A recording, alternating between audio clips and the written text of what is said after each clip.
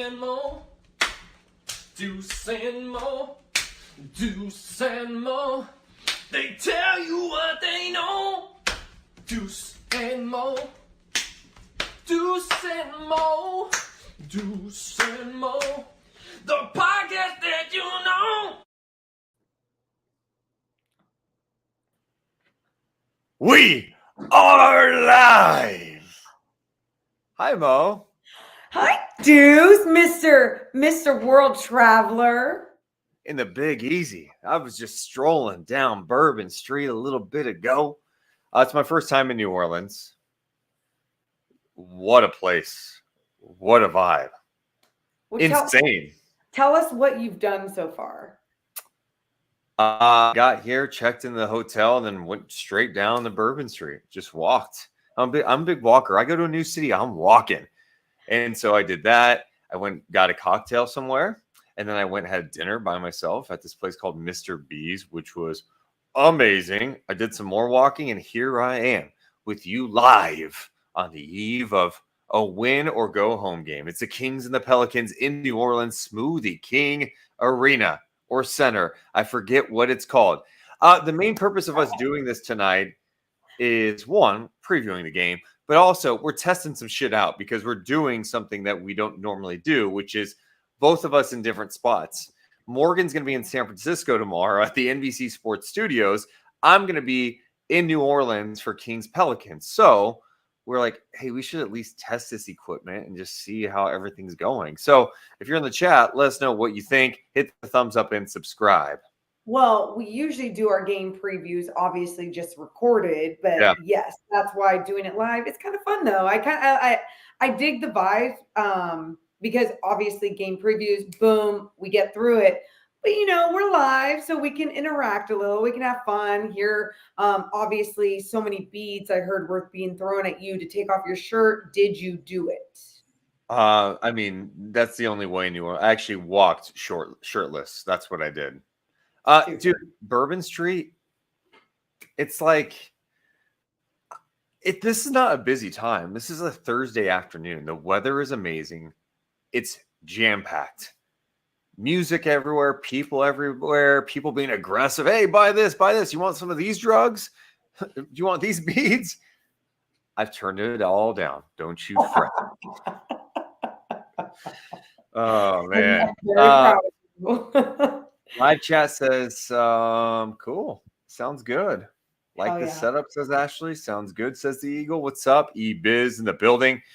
Yeah, so we'll be here, and it's a weird feeling because we're on the eve of, again, Morgan, another win or go home game for the Kings. Like, it was so fun the other night. The vibes that were felt when you sent the Warriors packing, finished the story. But, like, you still want to get to the playoffs, and now what lies in front of you is a team that has beat you every single time you guys have played this year.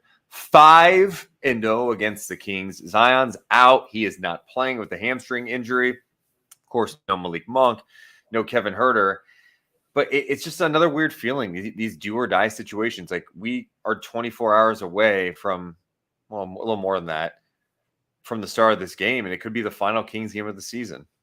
Well, it's interesting, too. You just mentioned about Monk and Huerter being out, and you know, I think I went to Kings practice today before they flew out to New Orleans. And, you know, the question about Zion not playing was asked a few times to De'Aaron, to Keegan, and to Mike Brown. De'Aaron and Keegan are like, look, we already lost to this team without Zion in the game by almost 30 or by 30 points, whatever the hell it was. And then when Mike Brown was asked about it, I thought it was interesting because he's like, we're down guys as well. You know, like, it was just kind of like, we're also down some guys. Like, bodies are down. And I mean, yeah, and what are they supposed to say? Be like, well, Zion's out, so this should be easier for us. Like, they're not going to say that, but dude, we'd be ridiculous to think that this is not going to be a different game. I'm not saying the Kings are going to win, but Zion has been a major problem for the Kings this year. Well, not only that, though, Deuce, you think about the shift in the Kings defense as well. And although if Zion was in there, I don't know exactly what it would look like. But for some reason, I feel like I have a better idea of what it can look like now that Zion isn't going to take up so much attention. By the way, when I say that, I'm not acting like Trey Murphy, Herb Jones, CJ McCollum, Valanciunas, name whoever. And an Ingram. Yeah. Yeah. Name whatever long human being you want on that squad. Like, it's not going to be any easier as a matchup. I'm just more talking about how many times we've talked about this Kings team being different and in a lot of ways bad different. But what we saw in that Warriors game was the potential of really understanding how to lock in defensively when you do your homework the right way. Something Mike Brown talked about, and I know we've talked about a lot, and so it was interesting to get his perspective on this. But at practice today, he was talking about like they've been playing big games for a while now. And we look to the Warriors game, like that's a big game, win or go home. But they've been playing in meaningful games for the last couple of weeks. It hasn't gone their way every time. But it's not just them playing big games. The Knicks, when they played Sacramento, that was a big game for the Knicks, right? I made this point before, but the Knicks don't get the 2 seed if they don't beat Sacramento, right? OKC doesn't get the number 1 seed in the West if they don't beat Sacramento. The Pelicans, where they were, they needed that win that night. The Suns don't get a top 6 seed if they don't beat Sacramento. So they've been playing in a lot of these meaningful games and trying to navigate things without Monk and without Herter. And there have been flashes of like, oh my God, this looks amazing. And then times where it's like, wow, they're struggling to generate any offensive consistency. It's really shutting off the paint. But then you saw the best of it against the Warriors, where the defense was super engaged, the job they did on Steph, the rebounding was fantastic, the shooting was great. It was just an all-around good performance. I feel like this team's in a good position right now. I think they are more prepared now to play the Pelicans than they were maybe the last time these two teams met. You know, I think that's a good point. I feel you on that. I definitely do. I think when the Kings went into that matchup against the Golden State Warriors, I wasn't just like, oh, my analysis wasn't just they have Steph Curry. Of course the Kings are going to lose. It was truly how that Warriors team had been playing down the stretch of this season will ultimately got them into even being able to play a play-in game was just much better basketball, right? Clay was shooting the ball well down the stretch. Steph, obviously, the young guys were stepping up, but then we didn't know what it was going to be like with that matchup with Trace Jackson Davis, and it ultimately ended up being really good for the Sacramento Kings. And my whole point to this is the different matchup. This Pelicans team, ultimately, in some ways, I feel like we don't know what it's going to look like. And it's not because Zion isn't playing, because we've already seen that. It's because the Kings truly look so much different than what they have down the stretch of the regular season, down some bodies and everything. And Deuce, though, one of the things that you and I kept talking about, though, in some of those big games that Mike Brown was talking about, they got to experience, they weren't playing great basketball. They weren't playing consistent basketball when they were playing better. So you see the Warriors game and you go, okay, how can you carry that type of style, that type of momentum into this game? Again, I'm not trying to be negative, but I'm also like, we've seen the Pelicans shut that shit down so many times. It scares me. The games haven't been close. Like, it's not even like, hey, man, you've seen glimpses. Even the last time they played, the Kings were down 23. Then they made it a game. Then they were down 23 a game. Again in that game, the three-point shooting is just crazy. CJ is shooting 70% from 3 against the Kings in 5 games.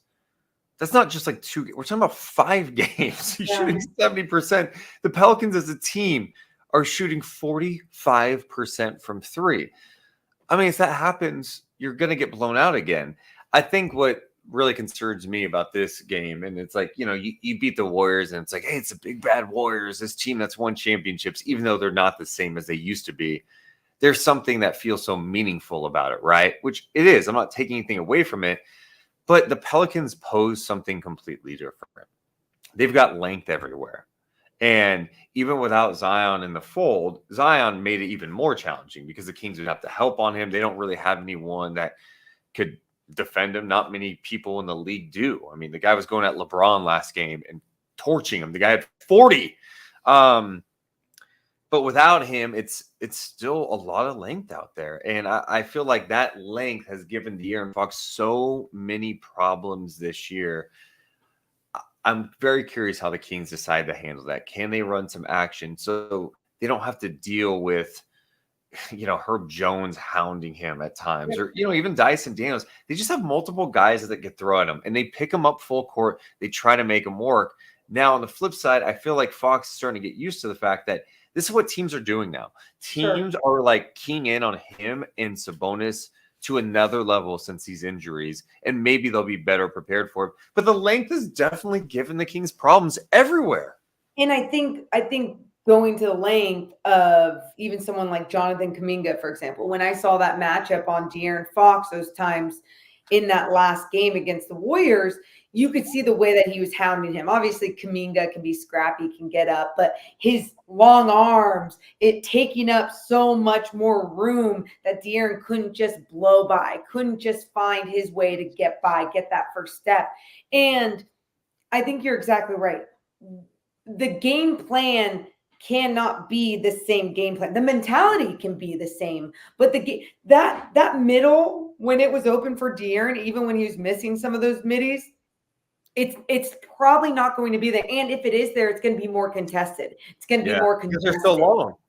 Exactly. That's exactly. And they're disciplined. They keep their hands up. I mean, you think about BI now starting, putting Trey Murphy on the bench, but is that going to put Trey Murphy back? The last time that Zion did not play against Sacramento, they started Valanciunas, Murphy, Jones, McCollum, Ingram. Okay. So I imagine that would likely be the lineup going tomorrow in that game. Wow. There's length there. I mean, we just mentioned BI is long. Herb Jones is just such a good defender. Trey Murphy's got length. Valanciunas is so strong. Yeah, it's a problem. I think, to me, tomorrow is more about what can the Kings do defensively. The Kings have not been able to stop this team. And when you're not getting stops, you have to take the ball out, and they're picking up full court. They've got all the momentum. They have destroyed the Kings this year. The Kings have to get stops. If the Kings get stops and get out and run, get some of these cross matches going, start being able to hunt out some matchups, I think Fox can get to his spots against this team. But if they can't defend, if they're giving up 3 after 3, it's just going to be a long night. I am interested to see what some of the matchups are tomorrow. I was just looking at, of course, you're going to have Valanciunas and Sabonis go head-to-head, right? What do you think about putting Keegan on CJ?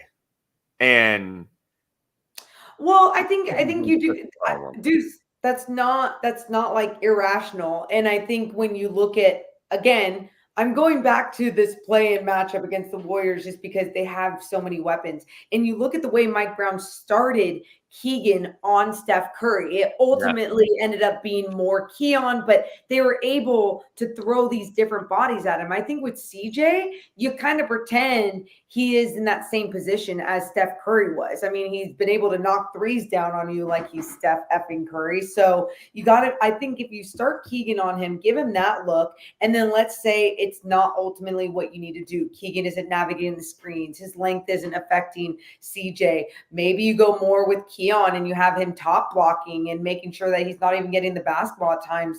I think the one thing that concerns me about that matchup that you mentioned with CJ and Keon is CJ does play really physical, on the offensive end. He'll play some bully ball, and Keon's not the biggest dude. He's stronger than he looks. But that's one area that concerns me a bit. But I think you're going to throw different looks. Like, I would even put Fox on Herb Jones, similar to the Draymond Green thing, where, hey, Draymond's a 40% three-point shooter this year, but you got to pick your poison sometimes. And if Fox can play off a little bit, maybe that's beneficial. I don't know. These matchups aren't ideal, and I think it to me, it is about the Kings getting stops defensively. Because if they can get stops and they can get out and go and play with the physicality, that's the other thing, Morgan.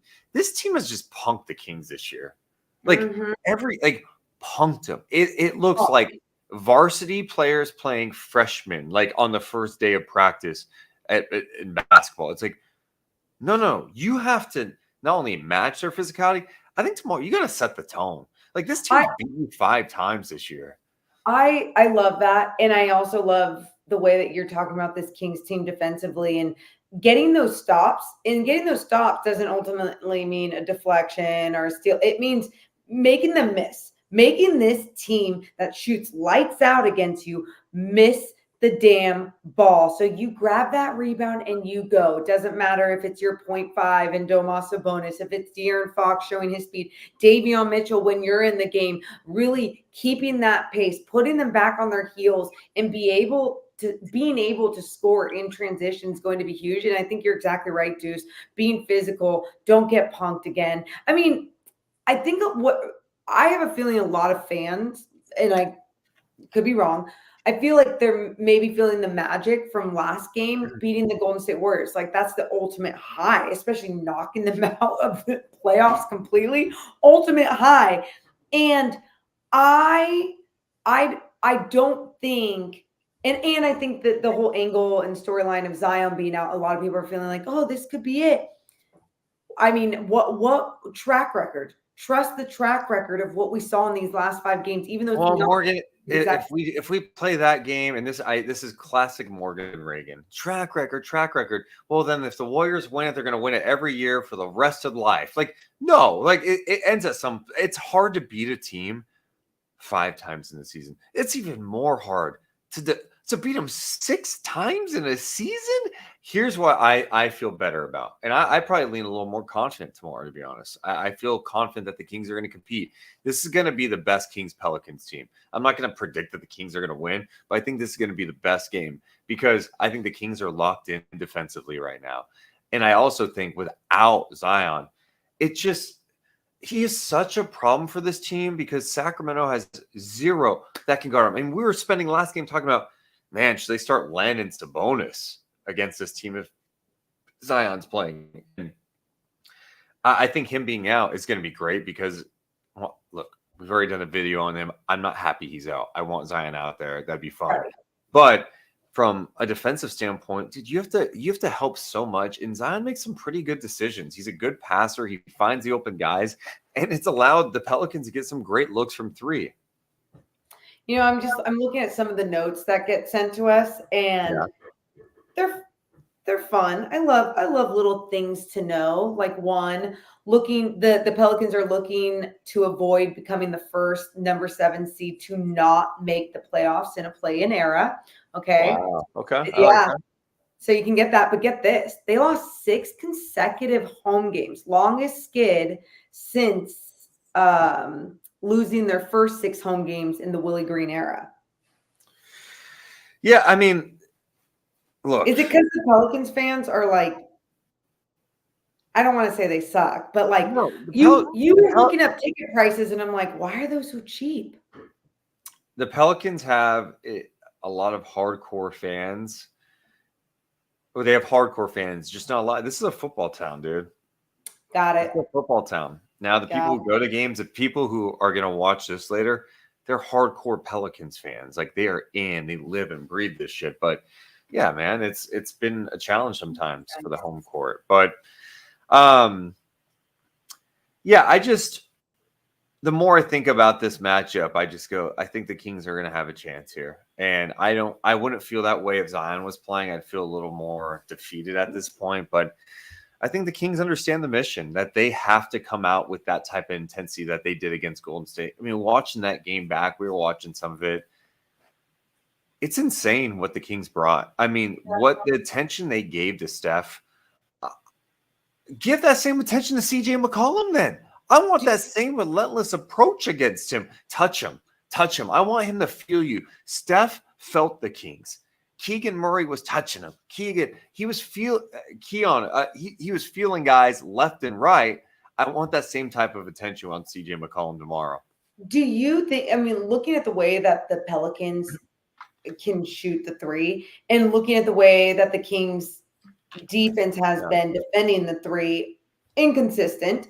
What are you kind of expecting for tomorrow, especially because now you're not having to put so much attention on Zion in the paint, right? So, like, can it be that same type of game that we saw against the Golden State Warriors? I mean, they had Clay, they had Steph, and you had Draymond shooting the ball well, so you had to give him some attention too.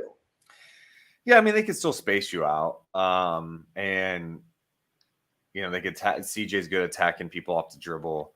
I think right now it's an interesting spot for the Pelicans because the last couple of games were not good for them. And I know it was both against the Lakers, but you think about what was on the line. They win that final game on that Sunday afternoon. They are a top 6 seed. They're not dealing with this. They got their asses kicked. That was Ingram's first game back, and did that mess with the mojo? Because that team had been playing some great basketball before then. They were playing some really strong basketball. CJ was on a roll, and then so they lose that game. Then they have the play-in against the Lakers. Lakers were up 18. Pelicans come back. Zion was just a beast. He leaves with 3 minutes to go. But the other interesting subplot was Ingram didn't play the final 7.5 minutes of that ball game. He didn't play. He didn't talk to reporters after. I was reading some stuff today that Willie Green said Ingram had a great practice. He came in early today to get some work in. He's knocking off some of the rust. He's been out for 4 weeks or so. He looked great today. We look forward to getting him back on the floor tomorrow and getting after it. So, that's the other subplot is it's been a little clunky since Ingram got back. He hasn't been in a good rhythm. That's typically what happens after a guy is out with an injury, and CJ hasn't been as good. Those dynamics. Zion's getting his. So I am interested to see what that looks like, but they really haven't looked good the last 2 games, and they've had chances in major games to get out of what they are in tomorrow, which is a do or die situation. Yeah, I'm really intrigued to see what we're going to get, and especially out of someone like Brandon Ingram, someone who is such an incredible player, obviously when healthy, obviously when he's feeling good and just feeling in rhythm. I mean, the way that he can elevate over guys in the mid-range, we keep talking about the threats from the outside and what they can do from beyond the arc and their consistency, how efficient they are with their shooting there. But then you're exactly right. You have guys like CJ that can penetrate. You have guys like BI that can get to their spots and shoot over people. And is this the type of game that Brandon Ingram is ready for, right? And then he comes in feeling good and gets his mojo back against the Sacramento Kings, a team that they have found a way to beat 5 times this season. Yeah, I don't know.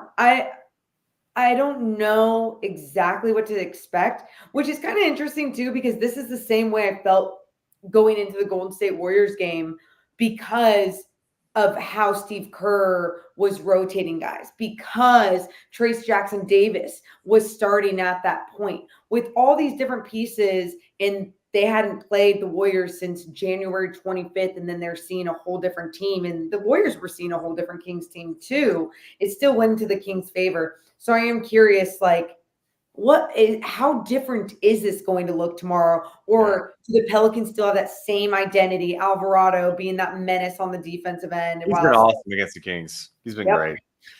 Last time they played without Zion against Sacramento, it was January 7th. The Pelicans won 133-100, but they were up 50 in that game, which is crazy to think about. We mentioned the Pelicans starting lineup in that game. The Kings started Fox, Murray, Duarte, Barnes, and Keegan. Kevin Huerter did come off the bench, played 24 minutes. Sasha played 20 minutes.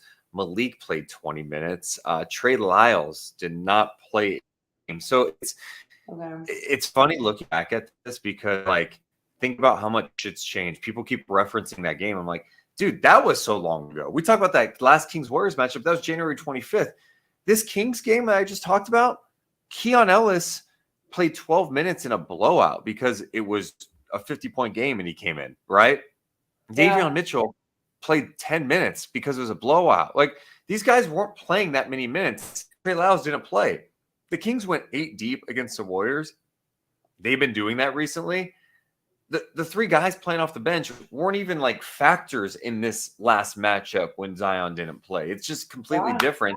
Duarte started. He's not playing. Herter's out. Monk's out. It's a completely different squad. So I don't know, man. I just look at the Kings right now and I'm just like, you know what? They have to be feeling more confident than ever.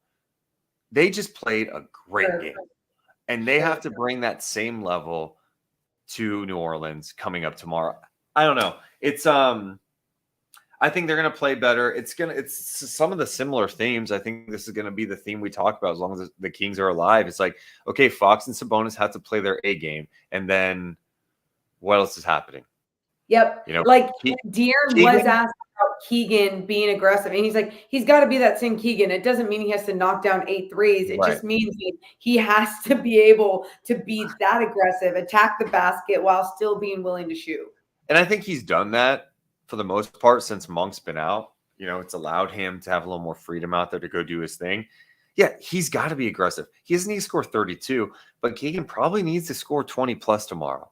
Like they need that, you know. And then what can your bench give you? You know, the bench didn't give you a ton of points last game.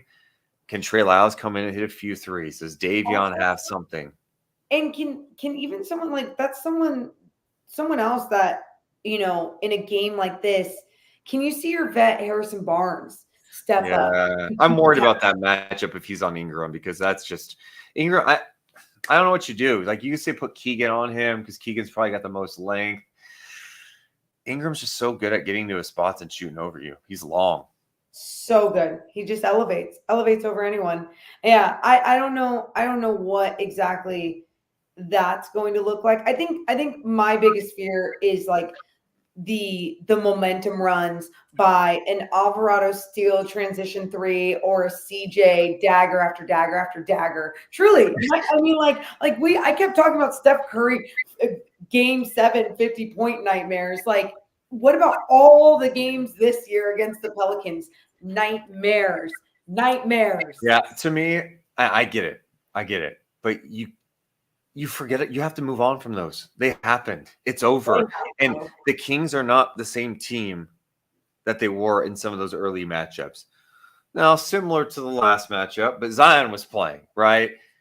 I don't know. And they were still getting comfortable without Monk. I just think they're going to play a better game. I think they're going to have a great shot tomorrow to advance and take on OKC. That game would, by the way, game 1 would be Sunday in Oklahoma City. We do have a ton of people in the chat. We appreciate you guys hanging out with us.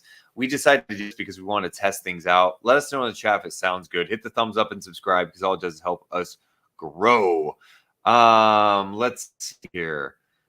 We could put questions on the screen too. Like Ed, listening to the Pels Locked On podcast, they want BI and CJ going, and they will put size on Fox and put pressure the whole way up the court. That's what they're saying. I mean, that's what they've done, right? Like, they put pressure on Fox, but it's up to the Kings to get stops. If the Kings get stops, that changes the dynamic a lot. Let's see here. Tristy in the chat says, lashes look great. Thank you. You know, I just got them done. Oh, we're not talking about mine? No. They're talking about you. Okay. Thank you. Thank you, Tristy. Oh, what motel are you at? Ooh. I like that one. And none of your business. Felix says, I'm worried about Herb Jones and Trey Murphy and Najee Marshall raining threes on us. Eye emojis. I mean, you can't worry. I mean, it comes down to this. You have to guard your man. Do you guard your man? When Zion is coming downhill, more times than not, help to come over. And when help comes, that means you've got 2 guys on 1. Someone is open. And Zion's pretty good at drawing a ton of attention, finding the open man, and then the ball gets rotating open looks. He is not in the picture.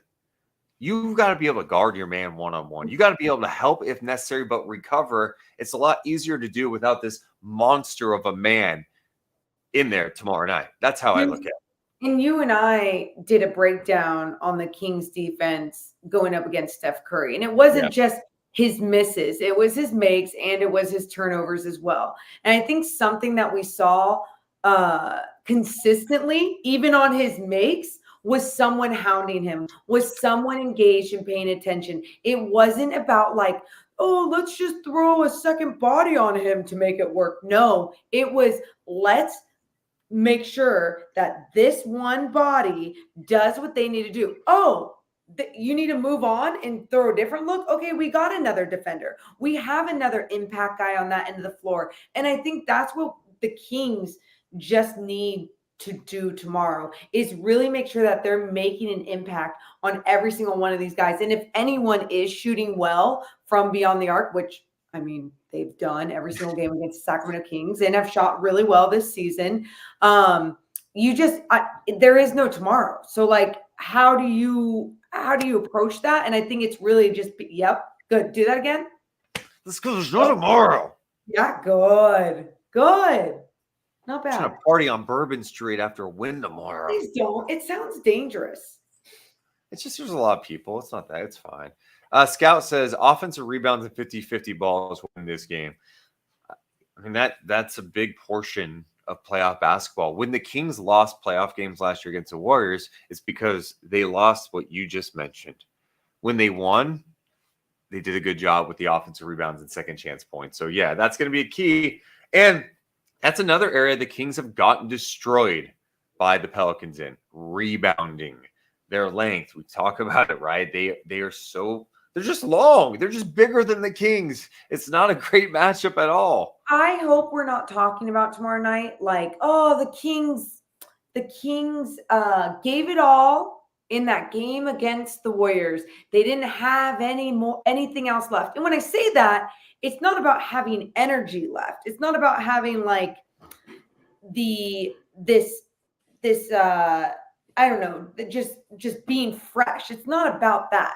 It's about having this understanding of whatever your game plan is and being willing to also make those in-game adjustments and not some foolish ones, right? I know you and I had talked about before when we thought Zion was playing and we're like, I know this can be irrational, but are we going to have to see Alex Len and Sabonis in when it's Zion and Valanciunas? You know, like, is that something that Mike Brown is going to have to change on the fly? We're not going to have to see that tomorrow, but we might have to see some other things, Deuce, if this team gets hot and gets going.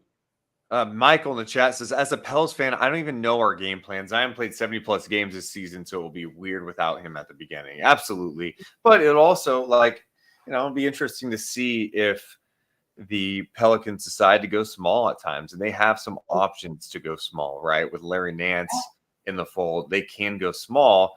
And I think that's hurt the Kings at times. You know, the Warriors did it last game, and they had Kuminga kind of hunt Sabonis, and Kuminga scored like 6 straight points at one point in the second quarter.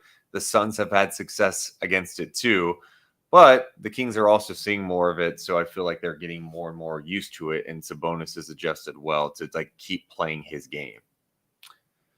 Trying to see if there's any other comments we should hit on. Let's see. Casper says, do you think we will see the 8-man rotation with just Lyles, Len, and Davion off the bench? Yeah, I think if Zion was playing, I would throw Len getting some more minutes than that. But I kind of think you're going to see the same 8-man rotation you've seen the last few games. That's my gut. How are you feeling? Go ahead, Morgan. Are you asking me how I'm feeling? How are you? We are 24 hours-ish away from tip-off. I'm in New Orleans. It's still sunny outside. Is it still sunny outside? Sun's going down on Canal Street right now. Beautiful Canal Street. And let me tell you, people are juiced. Oh. Actually, I'll be honest, I've not seen one person with Pelicans gear on. It's also a super touristy area, so. What? That's just so. Morgan, this New Orleans is a different city. People come from all over the world to go to New Orleans. And by the way, I only hear amazing things about New Orleans. And you've already said you went to one of the best places to eat at, and you love the flavors and all the different things. So I get that, and that's why I'm not talking any smack on that or anything. it hurts my heart a little bit just as an NBA fan when that isn't happening, but like also I get it. Now you asked me how I was feeling as we're like 24 hours away, blah blah. Before you were even asking that question, I was about to say, I'm like, I'm feeling a little nervous about when and if this Pelicans team gets momentum. And I say that because we've seen this Kings team in their lulls. And especially against this Pelicans team, it just felt like there was no coming back. And I hear that you. is what I hear you. But you know how you handle lulls sometimes? You How? play defense. Play defense. That second Oh, quarter against the Warriors, they couldn't hit a shot. They were I know. awful offensively in the second quarter against the Warriors. But they had a 4-point lead at the half. Why? Because they defended. I know it's a foreign thing for Kings fans to hear that this Kings team can play some defense now, that this team is better equipped with Fox, with Keegan, with Keon Ellis to play better defense. Here's Daily Sabonis saying anything can happen in a one-game series. I'm looking for the most unexpected heroes to ball out for us. Regular season results go out the window. Great example of that. I don't think anybody was talking about Sixers Heat playing game going, if Batum has a big game, I like their chances. No one thought Batum was going to be a factor, yet Batum had a monster game. Sure. Sixers. Sure.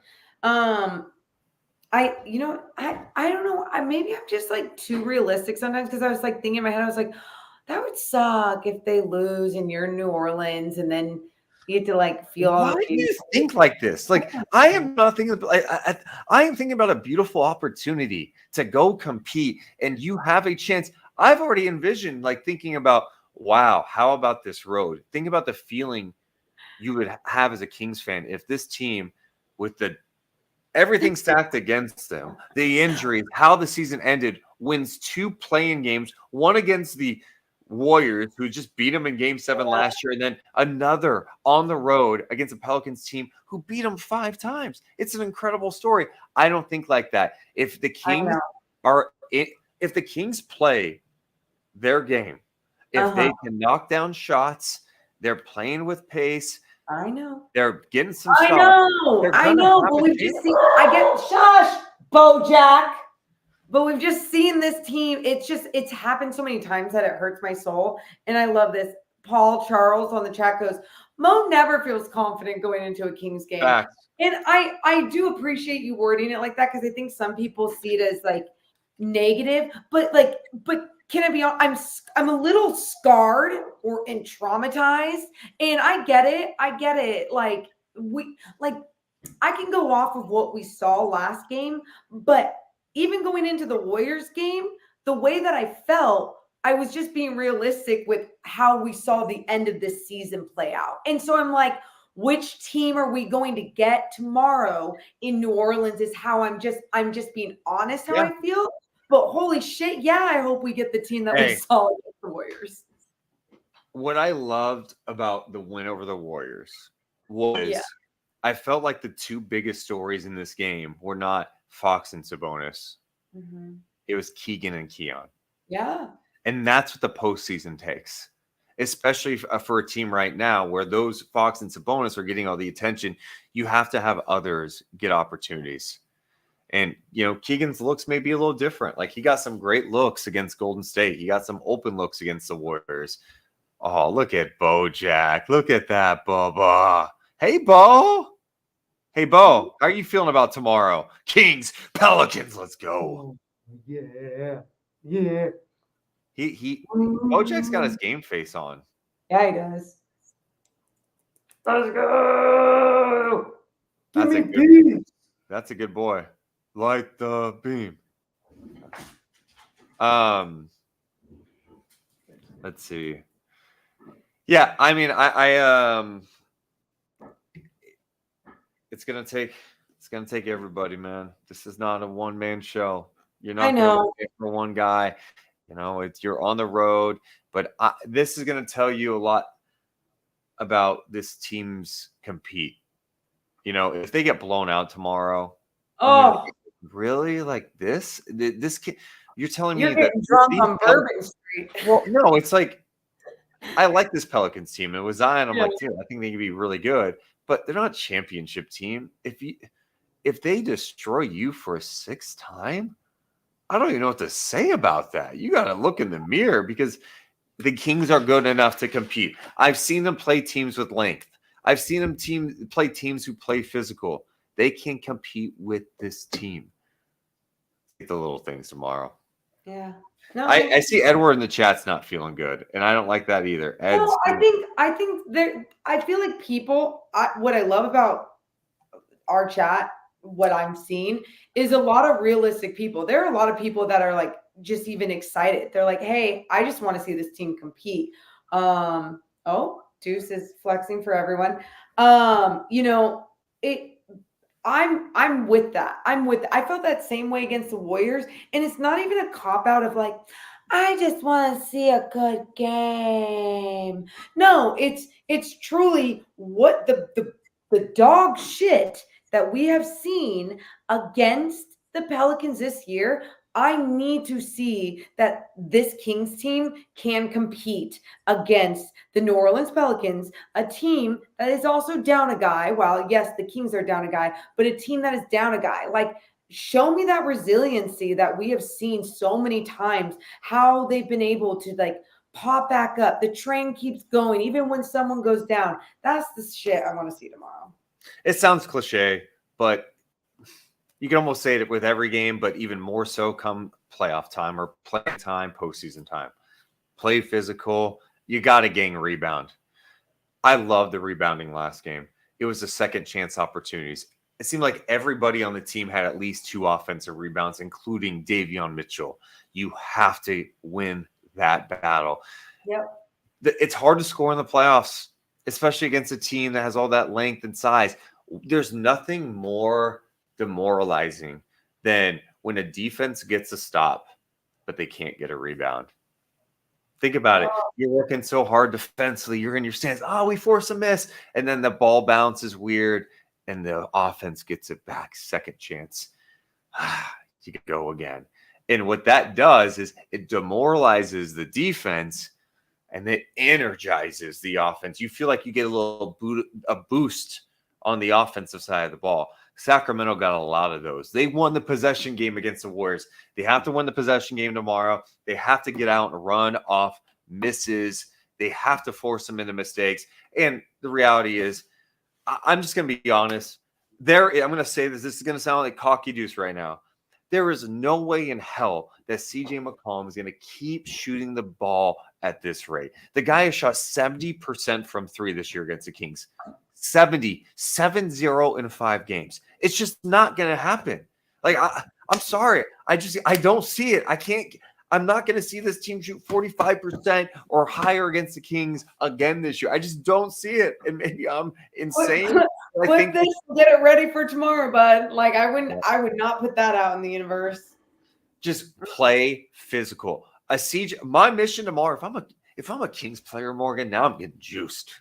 If I'm a Kings player tomorrow, or if I'm Deuce Mason in that locker room. Oh, what number are you, kid? I'm just holding up the number 70. And everyone's like, what's that? What's that? CJ McCollum's 3-point percentage against you in 5 games. I'm crumpling up and I'm throwing it at whoever's closest to me. I'm saying, wake up. CJ McCollum does not need to look like prime CJ McCollum in Portland. We are not letting this guy torch us. We are going to make him look like Klay Thompson tomorrow. Oh my God. For 10. That's what we want tomorrow. You're going to, CJ McCollum, you're going to feel me. You haven't won shit yet. Stop being petty. You haven't won shit yet. I'm saying it's a mentality. That's what I want. Turn him into Klay Thompson. You're a dick. Edward, we're going back to him in the chase. Says one thing I really like is that Fox is taking it to the cup and shooting his midi more. That puts a lot of pressure on the opponent. Hope he continues to do that. Yeah, I definitely want him to take. He did that against the Warriors. I felt like he got to his spots well, took that mid-range shot, attack. But it's also hard because it's, the Kings at times were hunting Steph Curry. Well, who are you hunting on the Pelicans? Like there's not a lot of great options. They can switch on you, and they're comfortable with it. They all have size. It's been problematic. I know.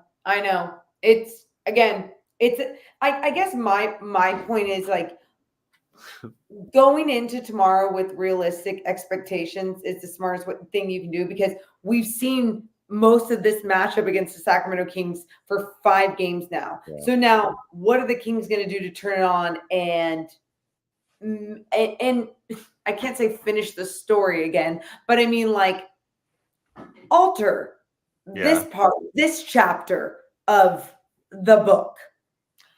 In the chat, Doug says you can't guard CJ like Steph. Steph is surrounded by bums. The Pels got a lot of weapons. Well, Doug, you're suggesting that the Kings simply just blitzed Steph. They did throw some blitzes and had success, and they rotated well, but it was their ability to just show different looks to Steph that helped. It was Keon's ability to navigate screens and stay locked into Steph and be up into him. And when they did double at times, maybe on pick and roll, the big who was coming up came out hard, whether that was Sabonis or Lyles. Is like, no, you have to come up into the guy and be aggressive. Keon Ellis was staying active hands, long, right? Trying to reach, bumping him. Keegan Murray did the same thing. It's going to be about one-on-one a little bit too. I don't like the idea of throwing blitzes all the time. I think you can get exposed in that way. It's going to take the Kings stepping up and playing some good defense and throwing different looks. You can throw blitzes, but you can't. If you get to a point where it's like, oh, CJ's killing us because we can't guard him one-on-one, so we throw blitzes, well, you lost the game. It's there over. You go. That's how I look at it. But if the blitzes are part of your like overall concept of, hey, let's throw a blitz here because we're having some success. We just want to throw different looks. That's what they did against Steph. They did they did like maybe 3 blitzes on Steph, and they did one in the corner. The Kings knocked the ball out. It slows down the shot clock. They did another one where he stepped out of bounds, and maybe one more that actually there was one more, and then it didn't work. Right? It got to Draymond. Draymond got the guy in the dunker spot. But you're exactly right. If you throw a little bit of that look at him and you commit to it when you do it, but you also don't have that as your defensive game plan, it's a good time. It's Wolf in the chat says, let her talk some, ? SUM. Let me talk some. Let me talk to you. We've been both talking. What are you saying? Why are you even doing? Why would you even shut up? Why do you even give a shit? I'll tell you when you talk too much. Got it? Come on. Let's get to some final thoughts. My final thought. I think my approach, always realistic, whatever, blah, blah, blah. But my approach, the reason why I'm also doing that is because truly tomorrow could be the Sacramento Kings' last game of the season. They have put themselves in this situation where they now have to win 2 playing games to get into the playoffs. That's really hard to do. It's really hard to do, especially when it's against a team that has your number, that has beat you 5 times this season. We keep talking about how the Warriors were the final boss, that final chapter, or finishing the story. But can this game tomorrow night against the Pelicans be an edit to a chapter within your season where you get to make sure you make the right adjustments, the right edits to finally finish off the chapter the right way? No one thinks the Kings are winning this game tomorrow. Nobody. I understand that, but Deuce, even can you compete and show us a game? If you are not going to win the game, can you finish off this part and get something with this team the right way? I feel like this team's in a good mental state right now. I think they feel really confident with what they did against the Warriors. And now you got to go bring it here on the road. They're going to be landing in New Orleans next hour or so. Get some rest. Shoot around tomorrow. And then tip off tomorrow night, 8:30 p.m. in New Orleans, 6:30 p.m. Pacific time on TNT. You got to bring it. You got to bring it. And this is it. It's the same thing we've been talking about. Win or go home. You want to make the playoffs. Go get me a playoff series against OKC. What would you give for that, Morgan Reagan? I can't even I one game at a time, Deuce, because if you're not there and you don't adjust this chapter, you can't get to the next book. Well, look, man, next chapter's tomorrow. Kings and Pelicans. We'll be live after the game, win or lose, to talk all about what went down. And hopefully we're talking about the Kings advancing. It's going to be a tough game. You know the Pelicans are good. You know they're going to bring it. I think they're a team, though, right now that's Zion's out. BI hasn't looked right since he returned. The people are putting out there on social media he didn't miss a shot at practice today. Well, let me tell you something. We're talking about practice. Oh, okay. It's not a game. We're talking about not missing a shot at practice. No, in all honesty, I think we're going to get a good game. I do. Kings are going to have a chance. And I didn't think that was going to be possible. Let's go. Let's go, Morgan. It's the Kings and the Pelicans. Also, you soak it all in. This is so cool. You're in New Orleans. I walked Bourbon Street by myself for like 2 hours today. Well, be super safe, but also excited to have you on NBC Sports California tomorrow on the pre and post. Yep. Give me a hell yeah. Oh, yeah. Yeah, I'm excited for it. And for those who don't know, the game's exclusively on TNT, but you can watch locally pre and post game coverage on NBC Sports California. I'll be on there for a segment. I know Morgan's going to be on there with Katie and Kyle. And then we'll be live. I'll be in New Orleans. Morgan will be in San Francisco. And we'll talk about what went down between the Kings and the Pelicans. Let's enjoy the journey. Last game was fun. We acknowledged it. We celebrated it. It was fun. We just turned the page. Just like I turned the page on the Kings-Pelicans game from like a week and a half ago. Just like I turned the page on the last 5 matchups. In fact, I went back to those pages today, Morgan. You know I did those pages? What'd you do? I ripped them up. I crumbled them up. You know what this is? This is the epilogue. I lit them on fire in my hotel room. And then security came up. Stupid. And kicked me out. I had to get a new room. Anyway, we appreciate you guys so much. Hit the thumbs up, subscribe. We love you guys, but we gots to go. You all have a wonderful rest of your day. See ya.